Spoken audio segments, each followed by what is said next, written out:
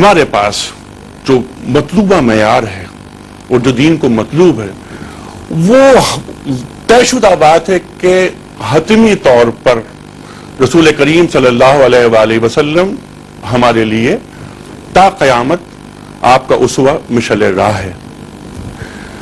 اطاعت کی طرف جاتی ہے بات بعض اوقات، اور بعض اوقات پرستش کی جانب چلی جاتی ہے. رسول کریم صلی اللہ علیہ وآلہ وسلم سے تعلق کی جو بنیاد ہے ہماری، یعنی جو ایک روحانی تعلق، وہ دین کو جو مطلوب فرد ہے اس کے اندر وہ روحانی تعلق کیسے پیدا ہوتا ہے؟ کیسے پیدا ہوگا؟ وہ تو ایک تو قرآن مجید جو مجسم تفسیر ہے اور جس کی تفسیر مجسم ہے محمد صلی اللہ علیہ وسلم، ٹھیک، جس کا اتنے گہرے جائے گی، اور ایک سیرت کا مطالعہ جس میں کہ ہمیں واقعتاً ایک گوشت پوشت کا بنا ہوا انسان بھی نظر آتا ہے. اس کے اندر وہ انسانی عواطف و جذبات بھی ہیں، میلانات بھی ہیں. انہوں نے کبھی اپنے آپ کو سپر ہیومن کے حصے سے پیش نہیں کیا، بلکہ یہ کہ دنیا میں رہو، بازار سے گزرا ہوں، خریدار نہیں ہوں، میرا تمہاری اس دنیا سے کیا سروکار؟ مالی ولی دنیا انما بری کا راکب استظل تحت شجرۃ ثم راح فترکھا، مجھے تمہاری اس دنیا سے کیا سروکار ہے؟ پھر مثال اس مسافر کی سی ہے جو تھوڑی دیر کے لیے سستانے کے لیے درخت کے نیچے بیٹھتا ہے سائے میں، تو وہ چھوڑتا چلتا بلتا اپنی منزل لیتا ہے. تو اس اعتبار سے ڈاکٹر صاحب چونکہ وقت بہت کم ہے، میں چاہتا ہوں کہ فوکس کر لیں کچھ باتیں. میرا سوال یہ تھا کہ جیسا آپ فرماتے ہیں اور میں آپ کی بات سے اتفاق کرتا ہوں کہ عبادات وغیرہ کا مجموعہ بن کے رہ گیا ہے دین ہمارا، اور ہم عبادات ہی کو دین سمجھ رہے ہیں. ایک چیز کا مجھے اضافہ کرنے دیا، آپ نے جو بات کہی تھی اس میں اضافہ کر دوں. جی، میں نے کہا پورے قرآن کی تفسیر مجسم حضور ہے، چنانچہ سورۃ العصر کی تفسیر مجسم بھی حضور ہے. اب دیکھیے سبحان اللہ، آپ جب اس عمر کو پہنچے ہیں پھر غور و فکر کا مادہ پیدا ہوا. میں نے کہا تھا کہ انسان کا پہلا تقاضا جو ہے وہ کیا ہے؟ سوچے میں کون ہوں، کہاں سے آیا ہوں، یہ دنیا کیا ہے، کیا ہو رہا ہے، یہ زیادتیاں ہو رہی ہیں، ظلم ہو رہا ہے، کلا ان الانسان لیطغی، اس کا کوئی حل ہے کہ نہیں؟ تو کیا ہوا تھا حضور پر صلی اللہ علیہ وسلم جب 40 برس کی عمر شریف ہوئی ہے اور یہ نفسیاتی میچورٹی کی عمر ہے اضروء قرآن، فلما بلغ اشدہ وبلغ 40 سنۃ، تو حبب الیہ الخلا، اب خلوت گزینی ہے، غور و فکر. اور غار حرا میں جا کر کیا عبادت کرتے تھے؟ ظاہر بات ہے کہ ابھی اسلام میں ابھی وہی تو آئی نہیں، نماز سے تو آپ واقف نہیں، آپ کو عیسائی اور یہودی تو تھے نہیں کہ ان کے طریقے عبادت پر. تو کانا صفت و تعبدہ فی غار حرا، تحنس کیا تھا؟ وہ تھا التفکر والاعتبار. سارے فلسفیانہ سفر کو اللہ تعالیٰ نے طے کرایا ہے محمد رسول اللہ صلی اللہ علیہ وسلم سے اس غار کے اندر.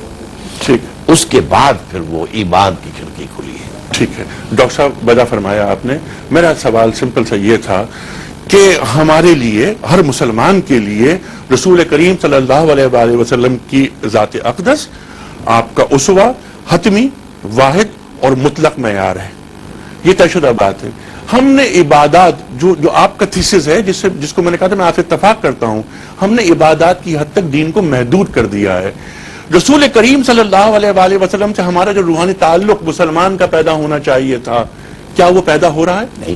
نہیں ہو رہا. کیوں نہیں ہو رہا؟ بہت پھر وہی بات، ایمان نہیں ہے. ایک ہی بات ہے، یقین والا ایمان ہوگا تو یہ سارے ثمرات ہوں گے.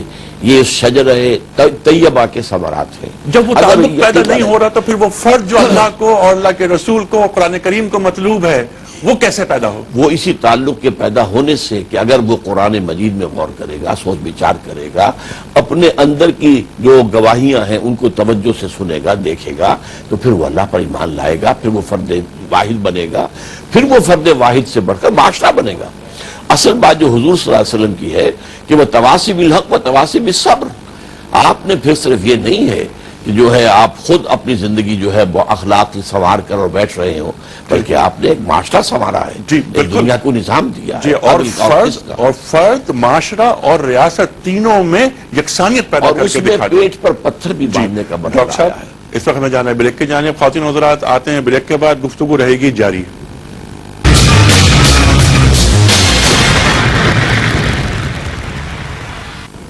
ویلکم بیک خواتین حضرات. آغاز رمضان اسپیشل میں ایک بار پھر خوش آمدید. تشریف فرمائے محترم ڈاکٹر اسرار احمد صاحب. ڈاکٹر صاحب تفصیلی گفتگو آپ سے مسلسل ہو رہی ہے. آج 8واں دن ہے، یہ بھی آخری منٹ چل رہے ہیں ہمارے 6 بجے ہم پروگرام ختم کر دیں گے. آپ یہ فرمائیے کہ اس وقت پورے عالم اسلام کو بڑے بڑے موٹے موٹے کیا کام کرنے چاہیے جس سے ان کا اعتماد بحال ہو؟ سب سے پہلا کام میرے نزدیک ایک ہی کام ہے جس کے 2 مراحل ہیں، 2 سٹیجز ہیں. پہلا کام یہ ہے کہ قرآن کے ذریعے سے، اس کی روشنی کے ذریعے سے نور ایمان کو پھیلایا جائے. اور جیسے اقبال نے لیکچرز دیے تھے، reconstruction of religious thought in Islam, revival of ایمان تھرو قرآن، یہ کام ہے سب سے پہلے کرنے کا. اس لیے کہ سارے امراض کا علاج یہ بے یقینی ہے. وہ یقین کی کیفیت اگر ہوگی تو مسئلہ آگے بڑھے گا، اور اس کے لیے ذریعہ قرآن مجید ہے. ٹھیک ہے، بنیادی بات قرآن سے جڑ جانا. اچھا، ہمارا جو زوال، جو ہم نے 6-8 روز پہلے بات شروع کی تھی کہ زوال کے اسباب، آج ہم یہاں تک پہنچے. ہمارا تہذیبی زوال بھی ہے جس سے ہم گزر رہے ہیں، ہمارا اخلاقی زوال بھی ہے جس سے ہم گزر رہے ہیں، معاشی زوال، عسکری زوال، علمی زوال، فکری زوال. کون سا زوال ہے جس سے ہم آشنا نہیں ہوئے؟ ان سے نکلنے کا قرآن کریم سے تمسک کے بعد کام، لائے عمل، طریقہ کار، موڈس آپرینڈی کیا ہوگا؟ دیکھیے، پہلے سوال کا میں ابھی جواب دے رہا تھا. میں نے کہا تھا کہ یہ 2 سٹیجز ہیں. اچھا، ایک بیان ہوئی. ٹھیک. دوسری سٹیج کیا ہے؟ ٹھیک. جن لوگوں میں یہ ایمان یقین والا پیدا ہو جائے، انہیں آرگنائز کر کے ایک حزب اللہ کی شکل دے کر اور اس نظام کو دنیا میں قائم کرنے کی جد و جہد کے جو محمد رسول اللہ لے کر آئے تھے صلی اللہ علیہ وسلم، ٹھیک. یہ 2 کام ہے کرنے کے. ٹھیک. باقی سارے کا اصل میں جو میں نے آیت کئی دفعہ پڑھی ہے ان مجالس میں، قالت الاعراب آمنا والی، اس سے اگلی آیت پتہ کیا ہے؟ اچھا، آپ نے کہہ دیا ہم تو صرف مسلمان ہیں، مومن نہیں ہیں. ہمیں بتایا جائے مومن کون ہوتا ہے. We want to be acknowledged as مومن. اس کا جواب اگلی آیت میں ہے. انما المؤمنون الذین آمنوا باللہ ورسولہ ثم لم یرتابوا.